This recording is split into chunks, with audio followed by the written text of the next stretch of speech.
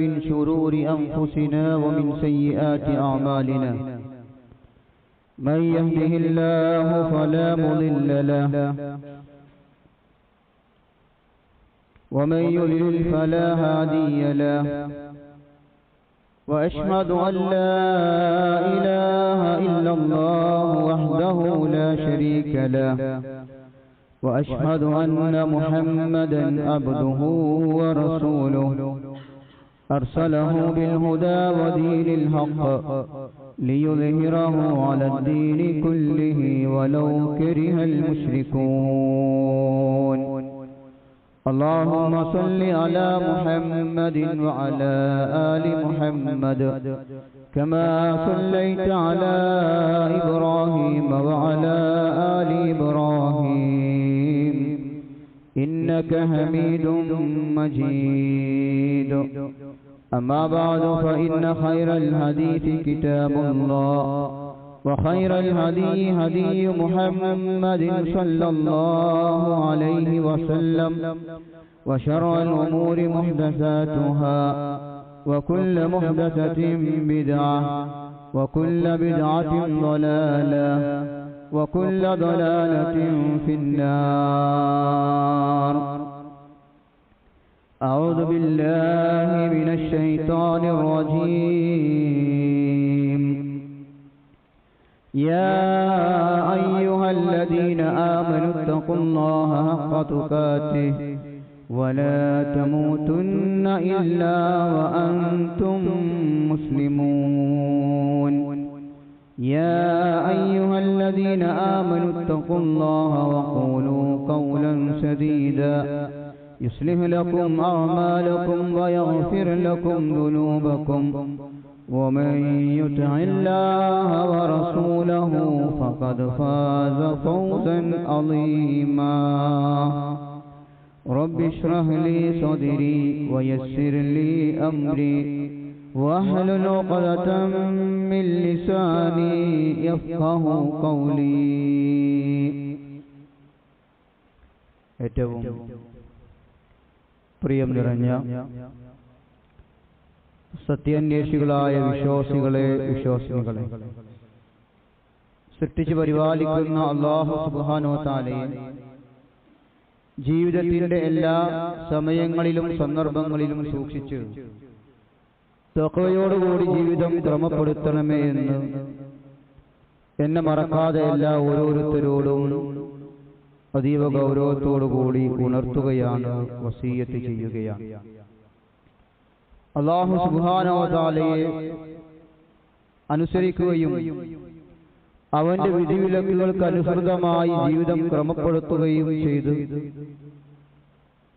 നാളെ മരണാനന്തര ജീവിതത്തിൽ അല്ലാഹു സുബ്ഹാനഹു വ തആലയെ കണ്ടുമുട്ടുന്ന ദിവസം അവന്റെ ഇഷ്ടദാസന്മാരുടെ കൂട്ടത്തിൽ നമ്മെ എവരെയും ഉൾപ്പെടുത്തുകയും ജന്നാത്തുൽ ഫിർദൗസിൽ ഒരുമിച്ച് കൂട്ടുകയും ചെയ്യുമാറാകട്ടെ. പരിശുദ്ധ റമളാനിന്റെ പുണ്യ ദിനരാത്രങ്ങളിലൂടെയാണ് നാം ഓരോരുത്തരും കടന്നു പോകുന്നത്. റമളാൻ വിശുദ്ധ ഖുർആൻ ഇറങ്ങിയ മാസം കൂടിയാണ്. ഖുർആനുമായി കൂടുതൽ അടുക്കുവാൻ വിശ്വാസികൾ എന്ന നിലക്ക് ഈ മാസത്തെ നാം ഉപയോഗിക്കേണ്ടതുണ്ട്. നോമ്പ് നിർബന്ധമാക്കാൻ തന്നെ കാരണമായി തീർന്നത് അല്ലാഹു സുബ്ഹാനഹു വ തആല റമളാൻ മാസത്തിൽ അതിനെ തിരഞ്ഞെടുത്തത് ഖുർആൻ ഇറക്കപ്പെട്ട മാസമായതുകൊണ്ടാണ്. വിശുദ്ധ ഖുർആനിൽ നമ്മൾ നിരന്തരം കേൾക്കുന്ന, നമ്മളൊക്കെ മനസ്സിലാക്കിയ വചനത്തിൽ 2-ാം അധ്യായം സൂറത്ത് ബഖറയിലെ 185-ാമത്തെ ആയത്തിലൂടെ അല്ലാഹു സുബ്ഹാനഹു വ തആല കാര്യം പറയുന്നു. ശഹ്റു റമളാനല്ലദീ ഉൻസില ഫീഹിൽ ഖുർആൻ ഹുദൽ ലിന്നാസി വബയ്യിനാതിൻ മിനൽ ഹുദാ വൽ ഫുർഖാൻ ഫമൻ ശഹിദ മിൻകുമുശ് ശഹ്റ ഫല്യസും. ശഹ്റു റമളാനല്ലദീ ഉൻസില ഫീഹിൽ ഖുർആൻ. അല്ലാഹു സുബ്ഹാനഹു വ തആല ജനങ്ങൾക്ക് മാർഗദർശനമായിക്കൊണ്ട് അതുപോലെ നേർവഴി കാണിക്കുവാനും സത്യവും അസത്യവും വേർതിരിച്ച് കാണിക്കുന്നതുമായ സുവ്യക്തമായ പരിശുദ്ധ ഖുർആനിനെ ഇറക്കപ്പെട്ട മാസമാണ് റമദാൻ എന്നാണ്. അതുകൊണ്ട് ആ മാസത്തിൽ നിങ്ങൾ സന്നിഹിതരാണ് എങ്കിൽ ഫമൻ ശഹിദ മിൻകുമുശ് ശഹ്റ ഫൽയസും, നിങ്ങൾ നോമ്പനുഷ്ഠിക്കുക എന്നാണ് അല്ലാഹു പറയുന്നത്. അപ്പോൾ പരിശുദ്ധ ഖുർആൻ ഇറങ്ങിയ മാസമാണ് റമദാൻ എന്ന്. അതുകൊണ്ട് തന്നെ ഈ മാസത്തിൽ നമ്മൾ ഓരോരുത്തരും ഖുർആനുമായിട്ടുള്ള നമ്മുടെ ബന്ധം അത് എത്ര കണ്ട് അതിനോട് നീതി പുലർത്തുന്നുണ്ട് എന്നത് നമ്മൾ ഈ ഒരു അവസരത്തിൽ ആലോചിക്കേണ്ട കാര്യമാണ്. നമ്മൾ സ്വയം നമ്മുടെ നഫ്സിനോട് ഓരോരുത്തരും ചോദിക്കേണ്ടുന്ന ചോദ്യങ്ങൾ. ഒരാഴ്ചയോളമായി റമദാൻ ആരംഭിച്ചിട്ടുണ്ട്. ഇതുവരെ പരിശുദ്ധ ഖുർആനിൽ നിന്ന് എത്ര പേജ് നാം ഓരോരുത്തരും ഓതി തീർത്തു. ഇപ്പോൾ നമ്മൾ പാരായണം ചെയ്തുകൊണ്ടിരിക്കുന്ന ഈ ഒരു നില തുടർന്നു കഴിഞ്ഞാൽ പരിശുദ്ധ റമദാൻ അവസാനിക്കുമ്പോഴേക്കും എത്ര തവണ നമുക്ക് ഖുർആൻ ഓതി തീർക്കാൻ സാധിക്കും? എത്ര സൂറത്തുകൾ നമ്മൾ അതിന്റെ അർത്ഥം വായിച്ചു നോക്കിയിട്ടുണ്ട്? എത്ര സൂറത്തുകളുടെ വിശദീകരണങ്ങൾ നമ്മൾ നോക്കിയിട്ടുണ്ട്? എത്ര സൂറത്തുകൾ നമുക്ക് ഇതുവരെ മനഃപ്പാഠമാക്കാൻ സാധിച്ചിട്ടുണ്ട് എന്നുള്ള ചോദ്യങ്ങൾ നമ്മൾ ഓരോരുത്തരും നമ്മുടെ സ്വയം വിചാരണക്ക് ചോദിക്കേണ്ട ചോദ്യങ്ങളാണ്. ഈ ചിന്തകൾ നമ്മുടെ മനസ്സിനെ തട്ടി ഉണർത്തണം. പരിശുദ്ധ ഖുർആനുമായി കൂടുതൽ അടുക്കാൻ ഈ മാസം നമുക്ക് അതിന് സാധിക്കണം. അതിനുള്ള പരിശ്രമം നമ്മളിൽ നിന്നുണ്ടാകേണ്ടതുണ്ട്. കാരണം ഇരുളണഞ്ഞ ജീവിതങ്ങളെ സന്മാർഗത്തിലേക്ക് നയിക്കുന്ന പ്രകാശമാണ് ഖുർആൻ. വിശുദ്ധ ഖുർആനിൽ അല്ലാഹു സുബ്ഹാനഹു വ തആല വ്യക്തമാക്കുന്നതായി കാണാം, വകദാലിക ഔഹൈനാ ഇലൈക റൂഹൻ മിൻ അംറിനാ മാ കുൻത തദ്രി മൽ കിതാബു വലൽ ഈമാൻ വലാകിൻ ജഅൽനാഹു നൂറൻ നഹ്ദി ബിഹി മൻ നശാഉ മിൻ ഇബാദിനാ. അപ്രകാരം തന്നെ നിനക്ക് നാം നമ്മുടെ കൽപ്പനയായി ഒരു ചൈതന്യവക്തമായ സന്ദേശം, ഒരു ബോധനം നൽകിയിരിക്കുന്നു. വേദഗ്രന്ഥമോ സത്യവിശ്വാസമോ എന്തെന്ന് നിനക്കറിയാമായിരുന്നില്ല. പക്ഷേ നാം അതിനെ ഒരു പ്രകാശമാക്കി തീർക്കുന്നു. അത് മുഖേന നമ്മുടെ ദാസന്മാർ, ആ അടിമകളിൽ നിന്ന് നാം ഉദ്ദേശിക്കുന്നവർക്ക് നാം നേർവഴി കാണിക്കുകയും തീർച്ചയായും നീ നേരായ പാതയിലേക്കാകുന്നു മാർഗദർശനം നടത്തുന്നത് എന്ന് പരിശുദ്ധ ഖുർആൻ. പരിശുദ്ധ ഖുർആൻ നേരായ മാർഗത്തിലേക്ക് ഇരുട്ട് മൂടിക്കിടക്കുന്ന അന്ധകാരമായ ആ ഒരു സാഹചര്യങ്ങളെ മാറ്റിമറിച്ച് സന്മാർഗത്തിന്റെ വെളിച്ചമാകുന്ന അതിലേക്ക് അല്ലാഹു നയിക്കുന്ന ഗ്രന്ഥമാണ് പരിശുദ്ധ ഖുർആൻ എന്നാണ്. അതുകൊണ്ട് തന്നെ ഈ ഖുർആൻ കൊണ്ട് നമ്മുടെ ഹൃദയത്തിലെ അന്ധകാരങ്ങൾ അകറ്റി പ്രകാശപൂരിതമാക്കാൻ നമുക്ക് സാധിച്ചിട്ടുണ്ടോ എന്നത് നാം ഓരോരുത്തരും സ്വയം വിലയിരുത്തേണ്ട കാര്യമാണ്. ഖുർആൻ അത് ഹൃദയത്തിന്റെ വസന്തമാണ്. ഹൃദയവസന്തവും ദുഃഖങ്ങൾക്ക് പരിഹാരമാണ് ഖുർആൻ. ദുഃഖവും ദുരിതവും മാറാനായി നബി സല്ലല്ലാഹു അലൈഹി വസല്ലമ പഠിപ്പിച്ച പ്രാർത്ഥനയുടെ അവസാന ഭാഗം ഈ കാര്യം നമ്മുടെ മനസ്സിനെ ബോധ്യപ്പെടുത്തുന്നതായി കാണാൻ സാധിക്കും. അവിടുന്ന് പഠിപ്പിച്ച പ്രാർത്ഥന, അൻതജ്അലൽ ഖുർആന റബിയ ഖൽബി വനൂറ സദ്രി വജലാല ഹുസ്നി വദഹാബ ഹമ്മി. ഖുർആൻ എന്റെ ഹൃദയത്തിന്റെ വസന്തവും എന്റെ നെഞ്ചിന് പ്രകാശവും എന്റെ ദുഃഖത്തിന് പരിഹാരവും വദഹാബ ഹമ്മി, എന്റെ വിഷാദം, എന്റെ വിഷമം നീക്കിത്തരുന്നതുമാക്കി തരണമേ എന്ന് റസൂലുള്ളാഹി സ്വല്ലല്ലാഹു അലൈഹി വസല്ലം പഠിപ്പിച്ച നമ്മളൊക്കെ പ്രാർത്ഥിക്കുന്ന പ്രാർത്ഥനയാണ്.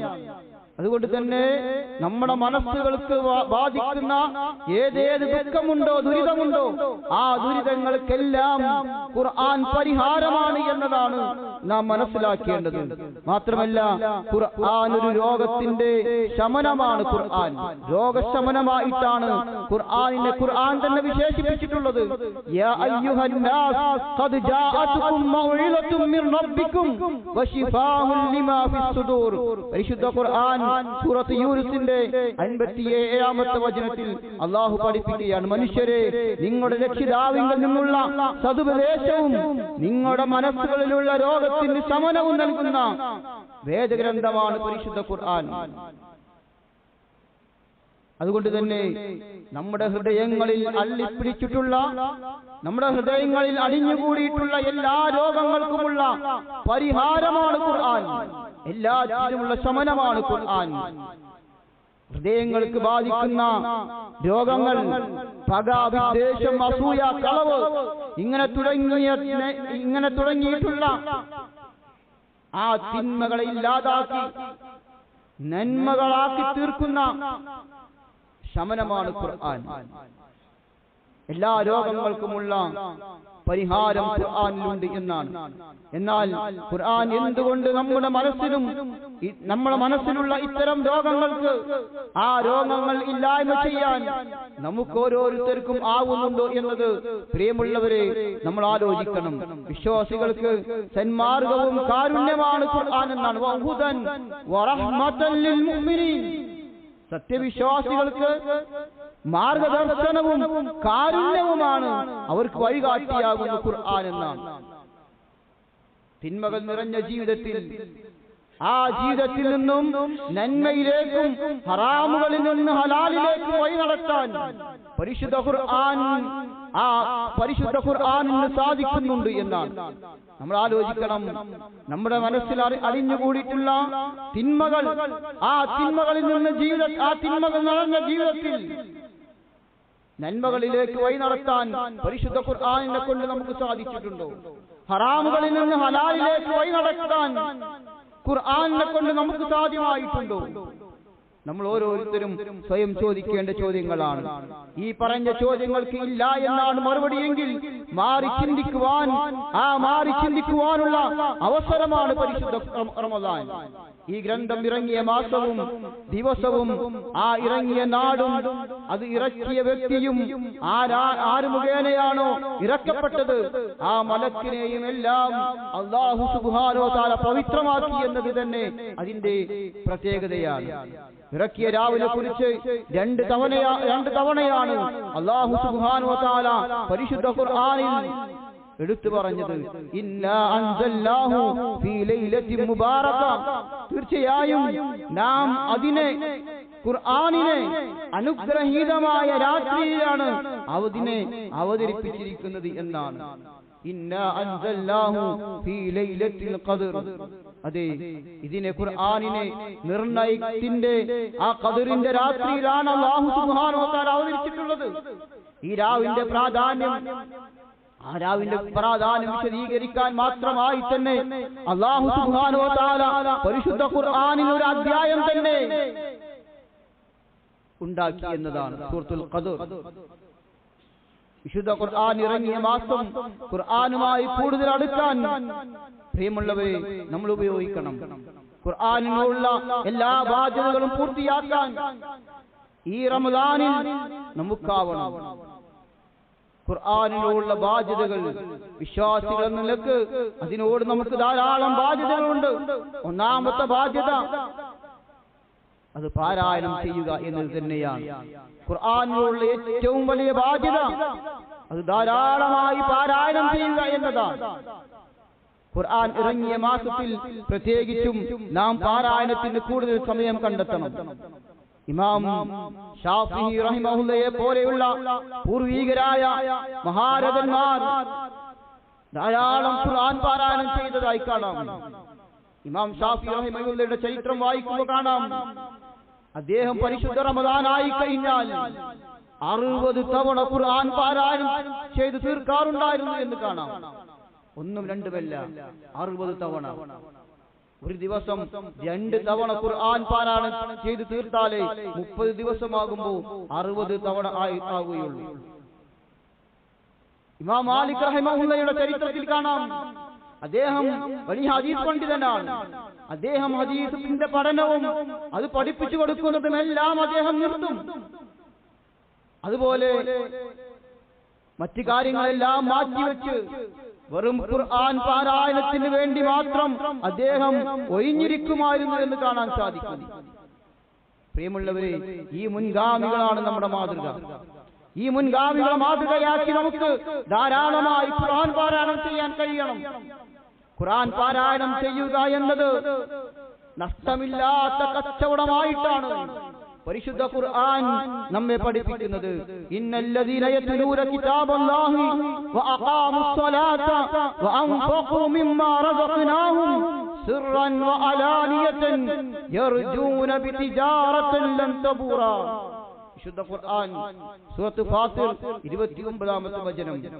തീർച്ചയായും അല്ലാഹുവിന്റെ വേദഗ്രന്ഥം പാരായണം ചെയ്യുകയും നമസ്കാരം പോലെ നിർവഹിക്കുകയും നാം കൊടുത്തതിൽ നിന്ന് രഹസ്യമായും പരസ്യമായും ചെലവഴിക്കുകയും ചെയ്യുന്നവരാരോ അവർ ആശിക്കുന്നത് ഒരിക്കലും നഷ്ടം സംഭവിക്കാത്ത ഒരു കച്ചവടമാകുന്നു എന്നാണ് അല്ലാഹു നമ്മെ പഠിപ്പിക്കുന്നത്.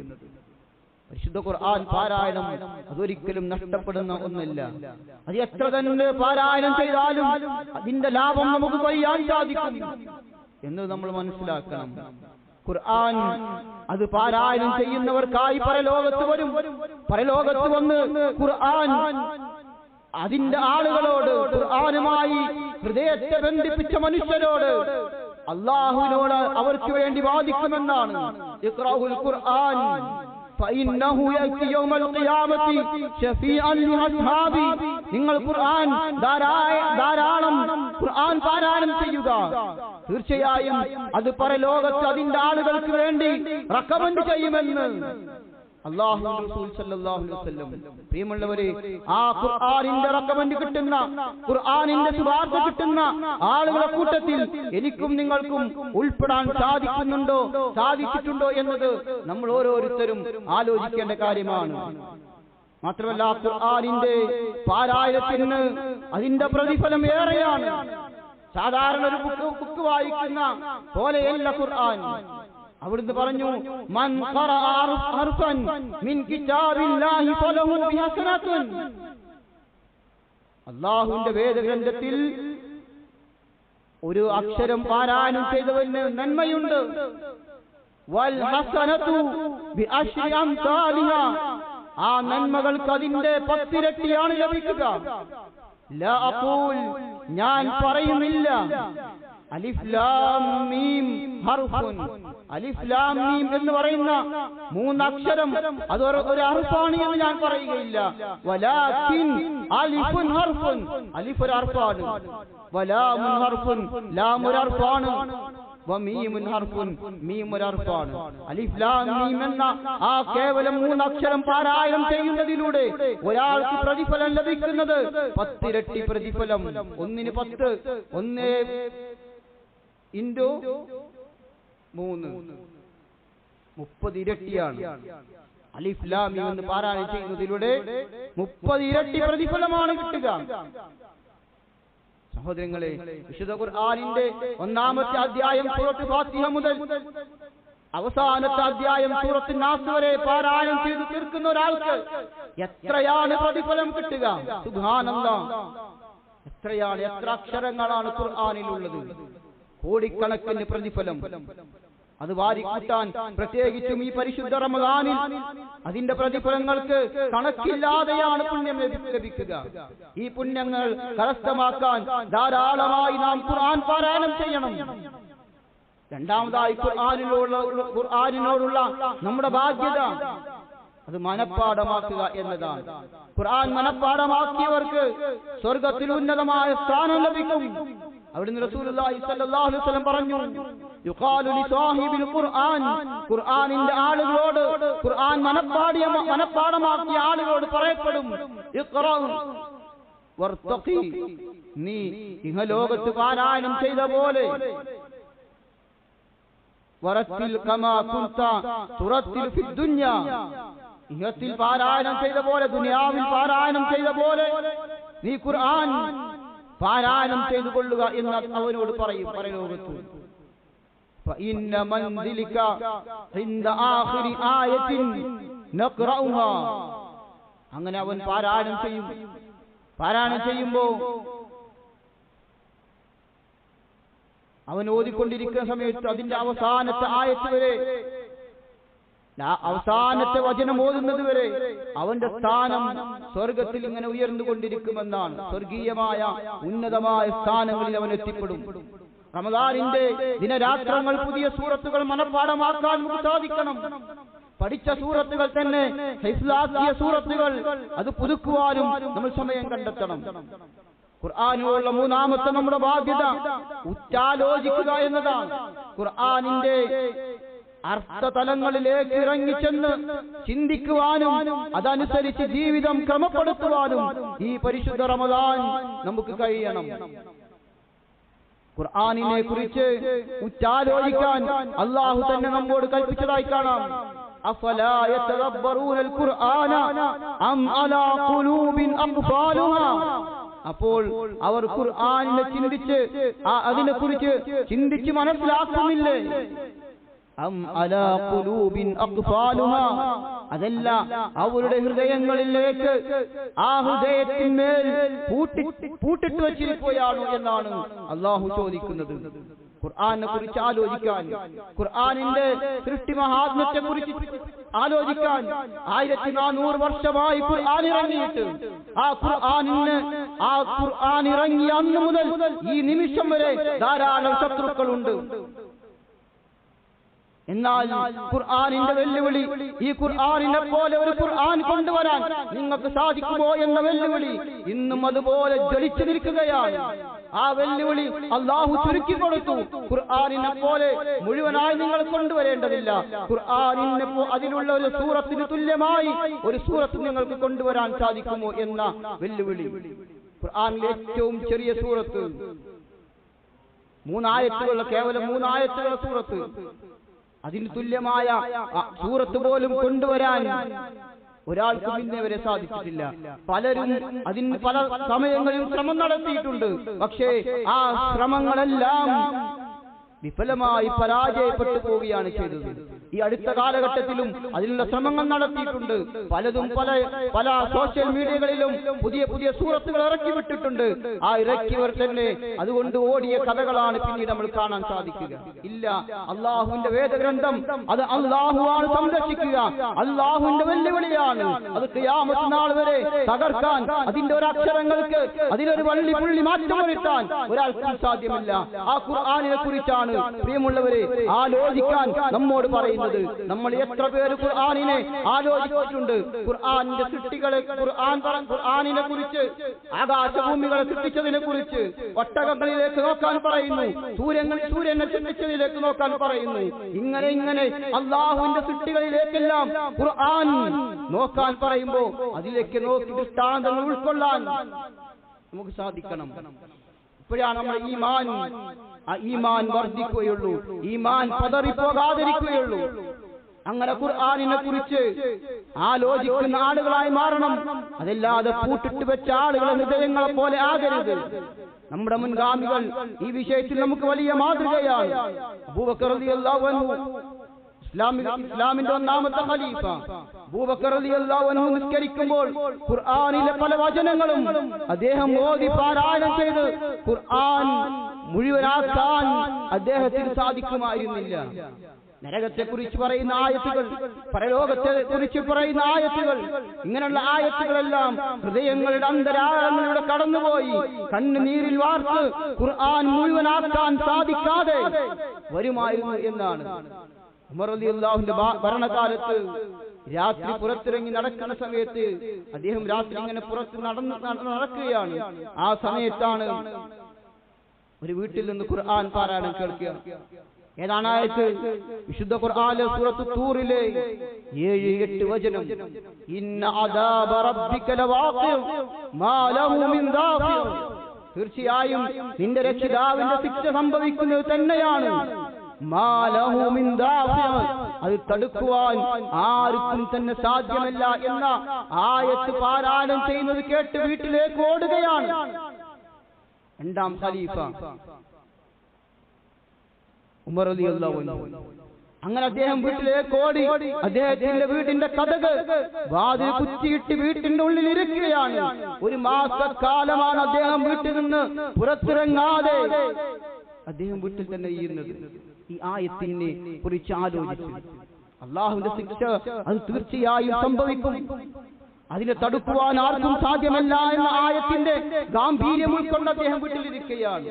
അങ്ങനെ അദ്ദേഹത്തെ സന്ദർശിക്കുന്ന ആളുകൾക്ക് എന്താണ് അദ്ദേഹം പുറത്തിറങ്ങാത്തതെന്ന് അറിയില്ല, എന്തസുഖമാണ് അദ്ദേഹത്തിന് സംഭവിച്ചതെന്ന് മനസ്സിലായില്ല.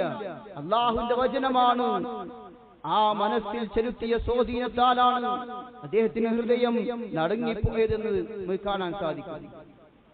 ഇതുപോലെ തന്നെ അബ്ദുറഹ്മാൻ ഇബ്നു അബീ ലൈല എന്ന താബഈ പണ്ഡിതൻ പറയുന്നതായി കാണാം. ഒരു സൂറത്ത് ഞാൻ സൂറത്തുൽ ഹൂദ് പാരായണം ചെയ്തുകൊണ്ടിരിക്കുകയാണ്. ആ സമയത്താണ് ഒരു സ്ത്രീ കടന്നു വരുന്നത് എന്നോട് പറഞ്ഞു, ഇങ്ങനെയാണോ താങ്കൾ സൂറത്തുൽ ഹൂദ് പാരായണം ചെയ്യുന്നത്? 6 മാസമായി ഞാൻ സൂറത്തുൽ ഹൂദ് പാരായണം ചെയ്യാൻ തുടങ്ങിയിട്ട് ഇനിയും അതെനിക്ക് പൂർത്തിയാക്കാൻ സാധിച്ചിട്ടില്ല. സൂറത്തുൽ ഹൂദ് ആദ് സമുദായത്തിന്റെ അവരെ നശിപ്പിച്ചതുമായി ബന്ധപ്പെട്ട ചരിത്രങ്ങൾ പറയുന്ന സൂറത്തുൽ ഹൂദ് അത് പാരായണം ചെയ്യുമ്പോൾ അതിന്റെ അർത്ഥങ്ങളിലേക്ക് ആഴങ്ങളിലേക്ക് ചെന്ന് പാരായണം ചെയ്യുകയാണെങ്കിൽ ഹൃദയം നടുങ്ങിപ്പോകുന്ന വചനങ്ങളാണ്. അത് പാരായണം ചെയ്യാൻ തുടങ്ങിയിട്ട് 6 മാസമായിട്ടും എനിക്ക് തീർക്കാൻ സാധിച്ചിട്ടില്ല എന്ന് പറയുമ്പോൾ അവരൊക്കെ അതിന്റെ ആഴങ്ങളിലൂടെ മുങ്ങിത്തപ്പിയാണ് ഖുർആൻ പാരായണം ചെയ്തിരുന്നത് എന്ന് കാണാൻ സാധിക്കും. സഹോദരങ്ങളെ, അങ്ങനെ ഖുർആനുമായി ബന്ധം പുലർത്തുന്ന ആളുകളായി മാറാൻ ഈ പരിശുദ്ധ റമദാൻ നമുക്ക് സാധിക്കണം. അങ്ങനെ ഖുർആനിന്റെ ആളുകളായി മാറുന്ന യഥാർത്ഥ വിശ്വാസികളിൽ അല്ലാഹു നമ്മെ എല്ലാം ഉൾപ്പെടുത്തി അനുഗ്രഹിക്കുമാറാകട്ടെ.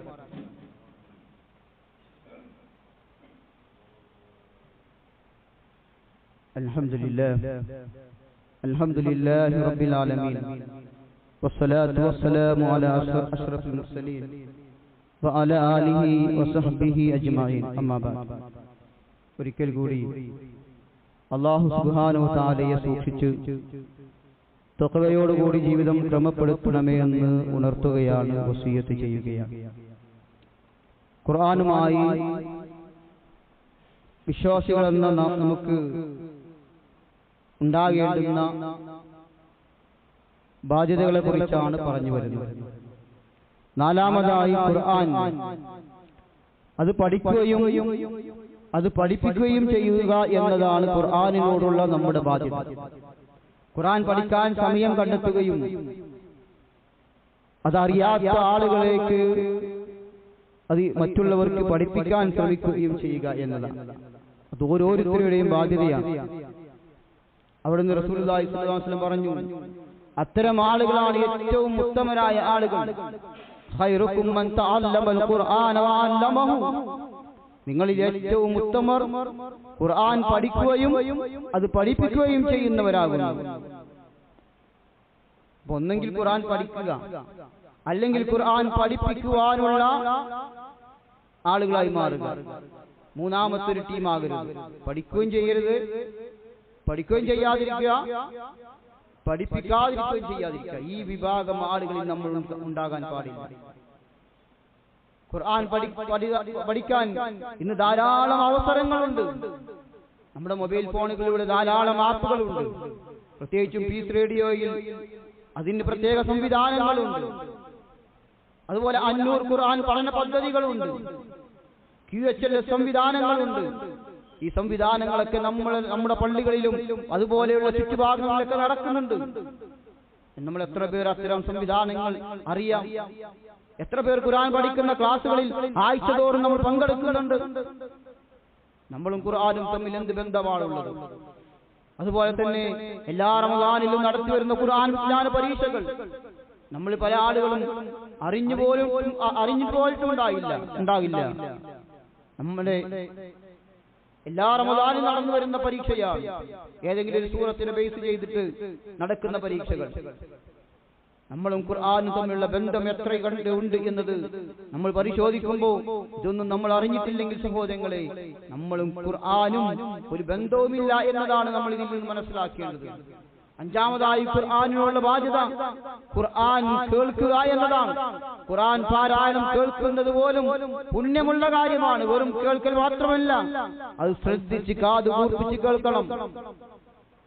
വിശുദ്ധ ഖുർആനിൽ അല്ലാഹു പറഞ്ഞു, വഇദാ ഖുരിഅൽ ഖുർആനു ഫസ്തമിഉ ലഹു വഅൻസിതു ലഅല്ലകും തുർഹമൂൻ. ഖുർആൻ പാരായണം ചെയ്യപ്പെട്ട് കഴിഞ്ഞാൽ നിങ്ങളത് ഫഅൻസിതു, അത് നിങ്ങൾ എന്ത് ചെയ്യണം? ശ്രദ്ധിച്ച് കേൾക്കണം. അവിടെ നിങ്ങൾ വഅൻസിതു, നിശബ്ദത പാലിക്കണം, ഒച്ചപ്പാടുണ്ടാക്കാൻ പാടില്ല. ഖുർആൻ പാരായണം ചെയ്യുന്നവർക്ക് സൈലന്റ് ആയിരിക്കണം. അങ്ങനെ ഖുർആൻ നിശബ്ദമായി കേൾക്കുകയാണ് എങ്കിൽ ലഅല്ലകും തുർഹമൂൻ, നിങ്ങൾക്ക് അല്ലാഹുവിൽ നിന്നുള്ള റഹ്മത്ത്, കാരുണ്യം അല്ലാഹുവിൽ നിന്ന് ലഭിക്കുമെന്നതാണ്. അതുകൊണ്ടാണ് റസൂലുള്ളാഹി സ്വല്ലല്ലാഹു അലൈഹി വസല്ലമക്കാണ് ഖുർആൻ ഇറങ്ങിയത്. ആ പ്രവാചകൻ സ്വല്ലല്ലാഹു അലൈഹി വസല്ലം ഖുർആൻ കേൾക്കാൻ ആഗ്രഹമുണ്ടായപ്പോൾ കേൾക്കാൻ വേണ്ടി ഇബ്നു മസ്ഊദ് റളിയല്ലാഹു അൻഹുവിനോട് ഖുർആൻ പാരായണം ചെയ്തു തരാൻ നബി സല്ലല്ലാഹു അലൈഹി വസല്ലം പറഞ്ഞതായി ഈ വിഷയത്തിൽ നമുക്ക് കാണാൻ സാധിക്കും. പ്രവാചകനാണ് ഖുർആൻ കേൾക്കുന്നതിലും നമുക്ക് മാതൃകയുള്ളത്. ആറാമതായി ഖുർആനിലുള്ള ബാധ്യത അത് ദഅവത്ത് ചെയ്യുക, പ്രബോധനം ചെയ്യുക എന്നതാണ്. ഖുർആനിനോട് ഓരോ മുസ്ലിമും ചെയ്യേണ്ടുന്ന വളരെ പ്രധാനപ്പെട്ട ബാധ്യതയാണ് പ്രബോധനം ചെയ്യുക എന്നത്. ഏറ്റവും വലിയ ജിഹാദായി അല്ലാഹു പഠിപ്പിക്കുന്നതും ഖുർആൻ കൊണ്ടുള്ള ജിഹാദാണ്. ഫലാ തുതിൽ കാഫിരീന വജാഹിദുഹും ബിഹി ജിഹാദൻ കബീറ. ഖുർആൻ പ്രബോധനം ചെയ്യുക എന്നതാണ് ഈ വചനത്തിൽ അല്ലാഹു പഠിപ്പിക്കുന്ന ജിഹാദ്. അതുകൊണ്ട് സത്യവിശ്വാസികളെ, നിങ്ങൾ സത്യനിഷേധികളെ നിങ്ങൾ അനുസരിച്ചു പോകരുത്. ഈ ഖുർആൻ കൊണ്ട് നീ അവരോട് വലിയ സമരം നടത്തിക്കൊള്ളുക, ജിഹാദ് ചെയ്യുക എന്നതാണ് ഖുർആൻ കൊണ്ടുള്ള ജിഹാദ്. അതെങ്ങനെയാണ് ഖുർആൻ കൊണ്ടുള്ള ജിഹാദ് എന്ന് പറഞ്ഞാൽ? ഖുർആനിന്റെ സാരോപദേശങ്ങൾ, തൗഹീദിന്റെ വചനങ്ങൾ, നന്മയുടെ വചനങ്ങൾ, അത് അവിശ്വാസികളായ ആളുകളിലേക്ക് എത്തിച്ചു കൊടുക്കുക. അവരുടെ മനസ്സുകളിലേക്ക് അതിന്റെ വെളിച്ചം കടന്നു ചെല്ലുമെന്നതാണ്. അതുകൊണ്ട് ഖുർആൻ ജീവിതത്തിൽ പകർത്തുകയും അത് മറ്റുള്ളവർക്ക് മാതൃകയാക്കാനും ഖുർആനിന്റെ അധ്യാപനങ്ങൾക്ക് മറ്റുള്ളവർക്ക് അത് പഠിപ്പിച്ചു കൊടുക്കുകയും അത് പ്രബോധനം ചെയ്യുവാനും നമുക്ക് ഓരോരുത്തർക്കും സാധിക്കണം. അതിനുള്ള ഒരുക്കമാണ് ഈ പരിശുദ്ധ റമളാനിലൂടെ നമുക്ക് നേടിയെടുക്കേണ്ടത്. ആ തരത്തിൽ ഖുർആനിന്റെ ബാധ്യതകൾ മുഴുവനും പുലർത്തുന്ന യഥാർത്ഥ ഖുർആനിന്റെ അഹ്ലുൽ ഖുർആനിന്റെ ആളുകളായി മാറാൻ നമുക്ക് സാധിക്കണം. നാളെ പരലോകത്ത് അഹ്ലുൽ ഖുർആൻ ആരാണ്? അഹ്ലുല്ലാ, അല്ലാഹുവിന്റെ ആളുകൾ. അവരാരാണ്? അഹ്ലുൽ ഖുർആനാണ്. ഖുർആനിന്റെ ആളുകൾ അല്ലാഹുവിന്റെ ആളുകളാണ്. അങ്ങനെ അല്ലാഹുവിന്റെ ആളുകളായി, ഖുർആനിന്റെ ആളുകളായി മാറാൻ നമുക്ക് സാധിക്കണം. അത്തരം ആളുകളുടെ കൂട്ടത്തിൽ അല്ലാഹു സുബ്ഹാനഹു വ തആല നമ്മെ എല്ലാം ഉൾപ്പെടുത്തി അനുഗ്രഹിക്കുമാറാകട്ടെ. ഖുർആനിലുള്ള ബാധ്യത തീർക്കുന്ന യഥാർത്ഥ വിശ്വാസികളുടെ കൂട്ടത്തിൽ അല്ലാഹു നമ്മെ ഉൾപ്പെടുത്തുകയും ചെയ്യുമാറാകട്ടെ. സഹോദരങ്ങളെ, നമ്മുടെ അടുത്ത പ്രദേശമായ തൊഴിയൂർ നമാസ് ഇന്റർനാഷണൽ കൺവെൻഷനിൽ വെച്ച് ഹിഫ്ള് കോളേജ് പ്രഖ്യാപനവും ഇഫ്താർ സംഗമവും ഈ വരുന്ന മാർച്ച് 5-ാം തീയതി വ്യാഴാഴ്ച 2 മണി മുതൽ അവിടെ പ്രോഗ്രാം നടക്കുന്നുണ്ട്. എല്ലാ ആളുകളും കുടുംബസമേതം തന്നെ പങ്കെടുക്കണമെന്ന് അറിയിക്കുകയാണ്. ബഹുമാന്യമാരായ വലിയ പണ്ഡിതന്മാരും ഒക്കെ പങ്കെടുത്ത് വലിയ ക്ലാസുകളൊക്കെ നൽകുന്ന പ്രോഗ്രാമാണ്. അതുകൊണ്ട് എല്ലാവരും അതിലേക്ക് കുടുംബസമേതം എല്ലാവരെയും സ്വാഗതം ചെയ്യുകയാണ്. അതുപോലെ തന്നെ സഹോദരങ്ങളെ, കഴിഞ്ഞ ഖുതുബയിൽ സൂചിപ്പിച്ചിരുന്നു. എൻ്റെ പെങ്ങളുടെ ഒരു സർജറിയുമായി ബന്ധപ്പെട്ട് ആ സർജറി കഴിഞ്ഞു. അൽഹംദുലില്ലാഹ് സക്സസ് ആയിരുന്നു. അതിനുശേഷം ഇൻഫെക്ഷനും കാര്യങ്ങളൊക്കെ വന്നു. അതിൽ നിന്നുള്ള ചില സാമ്പിളുകൾ റിസൾട്ടിന് അയച്ചിരുന്നു. ഇന്നലെ അതിന്റെ റിസൾട്ട് വന്നു. ഡോക്ടർമാർ പറഞ്ഞിട്ടുള്ളത് ക്യാൻസറിന്റെ ചെറിയ തുടക്കം ഉണ്ട് എന്നതാണ്. അതുകൊണ്ട് എല്ലാവരുടെയും പ്രാർത്ഥനയിൽ അതുണ്ടായിരിക്കണം. അല്ലാഹു സുബ്ഹാനഹു വ തആല എത്രയും പെട്ടെന്ന് ശിഫ നൽകുമാറാകട്ടെ. ആ നിലക്ക് മാരകമായ അസുഖങ്ങൾ കൊണ്ട് അല്ലാഹു സുബ്ഹാനഹു വ തആല പരീക്ഷിക്കപ്പെട്ട ആളുകൾക്കെല്ലാം അല്ലാഹു ശിഫ നൽകുമാറാകട്ടെ. അല്ലാഹു അത്തരം വലിയ വലിയ അസുഖങ്ങളിൽ നിന്ന് നമ്മെല്ലാം കാത്തുരക്ഷിക്കുമാറാകട്ടെ. അല്ലാഹുവേ, നാളൊരു വിഭാഗം ആളുകൾ സ്വർഗത്തിലേക്കും മറ്റൊരു വിഭാഗം ആളുകൾ നരകത്തിലേക്കും പോകുമ്പോൾ ആ സ്വർഗക്കാരുടെ കൂട്ടത്തിൽ നീ ഞങ്ങളെല്ലാം ഉൾപ്പെടുത്തി അനുഗ്രഹിക്കണം റഹ്മാനെ. അല്ലാഹു, നരകത്തിലേക്ക് പോകുന്ന ഹതഭാഗ്യവാന്മാരിൽ നിന്ന് നീ ഞങ്ങളെല്ലാം കാത്തുരക്ഷിക്കണം റഹ്മാനെ. അല്ലാഹുവേ, മാതാപിതാക്കളോട് നന്മയിൽ വർത്തിക്കുന്ന നല്ല മുത്തഖികളായ നല്ല മക്കളുടെ കൂട്ടത്തിൽ നീ ഞങ്ങളെ ഉൾപ്പെടുത്തണം റഹ്മാനെ. അല്ലാഹുവേ, ഞങ്ങളുടെ സൽക്കർമ്മങ്ങളെല്ലാം നീ സ്വീകരിക്കണം റഹ്മാനെ. നന്മകളെല്ലാം നീ കബൂൽ ചെയ്യണം റഹ്മാനെ. അല്ലാഹുവേ, ഈ പരിശുദ്ധ റമദാനിൽ ഖുർആനിനോട് കൂടുതൽ അടുക്കുവാനും ഖുർആൻ പഠിക്കുവാനും അതനുസരിച്ച് ജീവിക്കുവാനും മറ്റുള്ളവർക്ക് പ്രബോധനം ചെയ്യുവാനും ഒക്കെയുള്ള ഇൽമും അറിവും നീ ഞങ്ങൾക്ക് നൽകി അനുഗ്രഹിക്കണം റഹ്മാനെ. അല്ലാഹുമ്മ ഗ്ഫിർ ലിൽ മുഅ്മിനീന വൽ മുഅ്മിനാത്ത് വൽ മുസ്ലിമീന വൽ മുസ്ലിമാത്ത് വൽ അഹ്യാഅ മിൻഹും വൽ അംവാത്ത് ഇന്നക മുജീബു ദഅവാതി വയാ ഖാദിൽ ഹജാത്ത്. അല്ലാഹുമ്മ അഇസ്ൽ ഇസ്ലാം വൽ മുസ്ലിമീൻ വഅദിൽ അശ്ശിർക വൽ മുശ്രികീൻ. റബ്ബനാ തഖബ്ബൽ മിന്നാ ഇന്നക അൻതസ് സമീഉൽ അലീം വതുബ് അലൈനാ ഇന്നക അൻതത് തവ്വാബുർ റഹീം. ആമീൻ ബിറഹ്മതിക യാ അർഹമർ റഹീം.